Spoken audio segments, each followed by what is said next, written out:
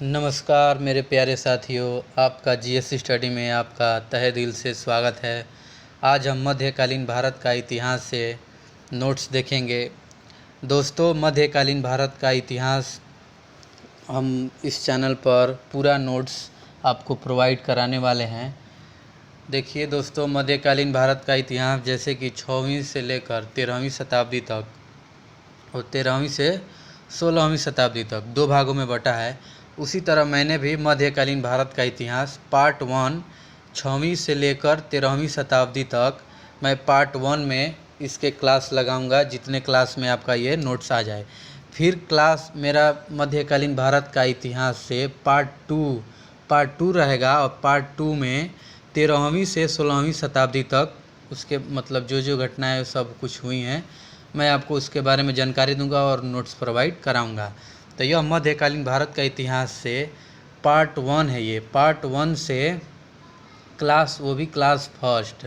अब देखिए पार्ट 1 का क्लास कितना तक जाता है मुझे ये भी नहीं पता है। 6वीं से लेकर 13वीं शताब्दी तक मैं आपको यह नोट्स प्रोवाइड कराऊंगा क्लास पार्ट 1 में और 13वीं से 16वीं शताब्दी तक पार्ट 2 में तैयारी कराऊंगा नोट्स। आप समझ गए होंगे।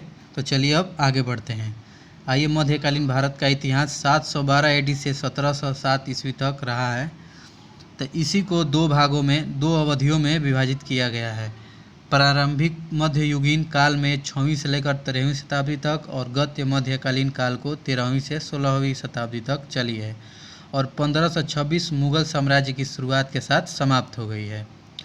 आइए नेक्स्ट समझते हैं।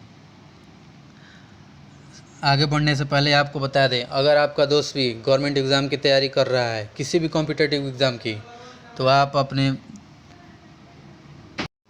तो चलिए शुरू करते हैं। अगर आपका भी दोस्त गवर्नमेंट एग्ज़ाम की तैयारी कर रहा है, चाहे कोई भी कॉम्पिटिटिव एग्ज़ाम की तैयारी कर रहा है, अगर जीके जीएस का नोट्स उसके पास नहीं है तो आप इस क्लास को शेयर कर सकते हैं उसके साथ और एक बेहतरीन नोट्स आप तैयार कर सकते हैं। तो चलिए समझते हैं मध्यकालीन भारत का इतिहास। विलियम शर्टबस को मध्यकालीन इतिहास का जनक माना जाता है। आइए अब दिल्ली सल्तनत। अरब आक्रमण मोहम्मद बिन कासिम ने किया था। अरब पर आक्रमण। भारत में सर्वप्रथम आक्रमण अरबों द्वारा मोहम्मद बिन कासिम के नेतृत्व में किया गया था। मोहम्मद बिन कासिम ईरान के गवर्नर अल्लाह जल्जाल का सेनापति एवं दामाद था। नेक्स्ट, 1712 एडी में अल्लाह जाल ने कासिम को भारत पर आक्रमण हेतु भेजा था। कासिम यानी मोहम्मद बिन कासिम। अब आइए राबोर का युद्ध। 20 जून 1712 एडी। यह युद्ध मोहम्मद बिन कासिम व सिंध के राजा दाहिर के बीच हुआ। इस युद्ध में दाहिर पराजित हुआ। दाहिर के पुत्र एवं ब्राह्मणवाद के राजा जय सिंह को पराजित कर दिया। कासिम ने अपना अधिकार जमा लिया। कासिम मैंने लिखा है मोहम्मद बिन कासिम के लिए, वो शॉर्ट फॉर्म में मैंने कासिम लिखा है, तो आप समझ सकते हैं। अब आइए नेक्स्ट। 713 एडी में मुल्तान को कासिम ने जीतकर बहुत सारा धन प्राप्त किया था। उसका नाम स्वर्णनगर रख दिया था। नेक्स्ट, भारत पर अरबों का आक्रमण की जानकारी चचनामा नामक ग्रंथ में मिलती है। यह ग्रंथ अरबी भाषा में लिखा गया है। अरबों के आक्रमण का मूल उद्देश्य धन लूटना और इस्लाम धर्म का प्रचार प्रसार करना था।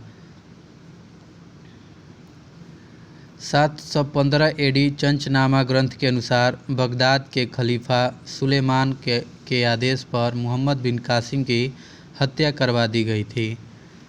नेक्स्ट, सर्वप्रथम मोहम्मद बिन कासिम ने सिंध के क्षेत्रों में जजिया कर वसूला था। इस कर से बच्चे, बूढ़े, अपाहिज, ब्राह्मण, साधु संत एवं महिलाओं को मुक्त रखा गया था। मोहम्मद बिन कासिम ने सिंध क्षेत्र में दीनार नामक स्वर्ण मुद्रा का प्रचलन किया था। नेक्स्ट, अरब के लोग भारत को हिंदुस्तान बोलते थे।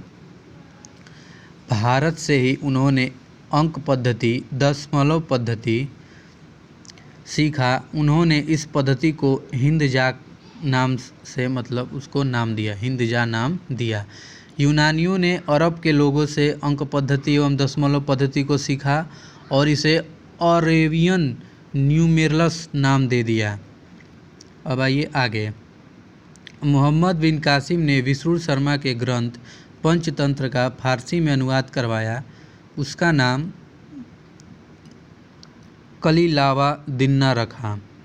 नेक्स्ट, मीर मासूम द्वारा लिखित ग्रंथ तारीख ए सिंध एवं मासूम ए सिंध से भारत पर किए गए आक्रमण की जानकारी मिलती है।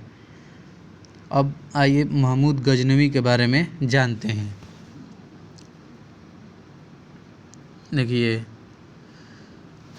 अब्बासी खलीफाओं का सेनापति अल्पतगिन ने 963 एडी में गजनी स्वतंत्र राज्य की स्थापना की।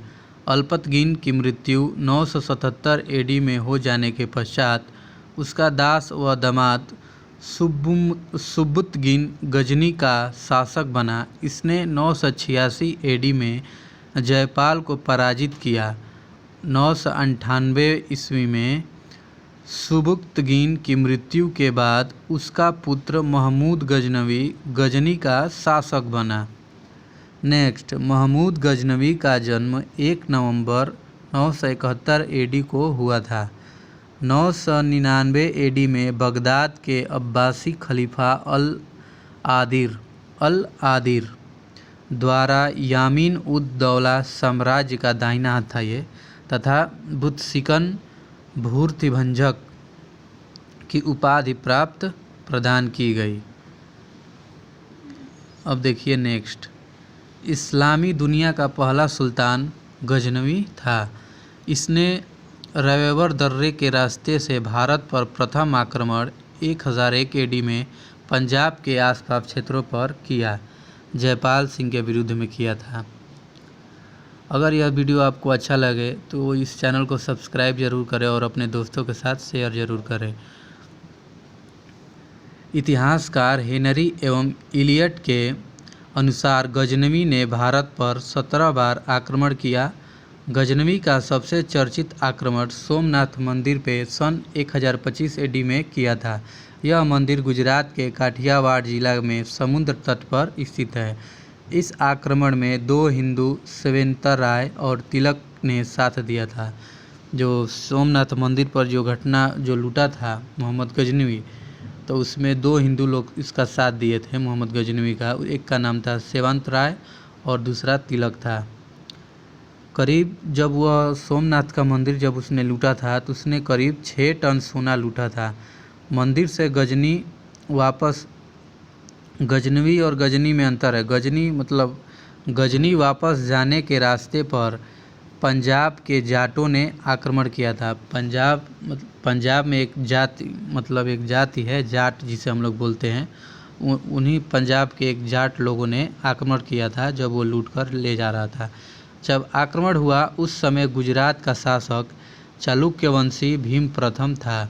गजनवी के जाने के बाद भीम प्रथम ने ही सोमनाथ मंदिर का पुनः निर्माण करवाया। गजनवी का 17वां और अंतिम आक्रमण जाटों के विरुद्ध था। गजनी में 1030 एडी में गजनवी की मृत्यु हो गई। गजनी एक स्थान का नाम है और गजनवी वो मोहम्मद गजनवी है। इसमें आप अंतर स्पष्ट कर पा रहे होंगे। नेक्स्ट है, गजनवी का मुख्य उद्देश्य भारत पर आक्रमण करके धन को इकट्ठा करना और मुस्लिम देशों की आर्थिक स्थिति मजबूत करना था। गजनवी ने संस्कृत भाषा में लिखे हुए लेख युक्त चांदी के सिक्के प्रचलित करवाए थे। अब आइए जानते हैं मोहम्मद गजनवी के प्रमुख इतिहासकार गजनवी के दरबार में रहते थे। ये प्रमुख इतिहासकार हैं गजनवी के। पहला है अल-बरूनी, इसकी किताब है किताब उल हिंद। दूसरा व्यक्ति है उत्तबी, इसकी किताब है किताब उल यामिनी। फिर दौसी, इसकी बुक का नाम है शाहनामा। चौथा है बैहाकी, तारीख़े सुबक्तगीन, इस किताब का नाम है। दोस्तों, आज का वीडियो इतना ही रखते हैं। देखिए, यह मध्यकालीन भारत का इतिहास से ये कुछ नोट्स थे। अभी इसके क्लास चलेंगे। ये पार्ट 1 है, 6वीं से 13वीं शताब्दी तक पार्ट 1 में मैं इसे रखूँगा और 13वीं से 16वीं तक का पार्ट 2 में रखूँगा। तो अभी हम पार्ट 1 में 6वीं से 13वीं शताब्दी तक में जो भी गतिविधियाँ हुई हैं सब के बारे में जानेंगे। और यह पार्ट 1 का यह क्लास 1 है। फिर पार्ट 1 का क्लास 2 लगेगा, क्लास 3 लगेगा, क्लास 4 लगेगा, ऐसे ही सब लगेगा। जब 6वीं से 13वीं शताब्दी तक सब कुछ ख़त्म हो जाएगा तब मैं पार्ट 2 लेकर आऊँगा 13वीं से 16वीं शताब्दी तक। आप समझ पा रहे हैं, चैनल पर इसी तरह प्लेलिस्ट बन के आप रहेगा, आप देख सकते हैं। तो चलिए अब मिलते हैं नेक्स्ट वीडियो में। आज के लिए इतना ही रखते हैं। अब इसका क्लास 2 कल हम आपसे लेकर आपके मध्य शामिल होंगे। चलिए अब मिलते हैं नेक्स्ट वीडियो में। तब तक के लिए जय हिंद, जय भारत।